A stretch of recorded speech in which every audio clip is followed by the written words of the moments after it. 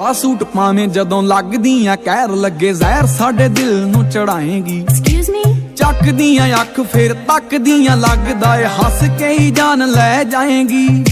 ਬਹੁਤਿਆਂ ਪੜਾਕੂਆਂ ਦੇ ਹੋ ਗਏ ਧਿਆਨ ਭੰਗ ਪਏ ਛਿੜਕਾਰੇ ਵੀ ਨਹੀਂ ਪਾਈ ਵੰਗ ਤੋਂ। ਹੋ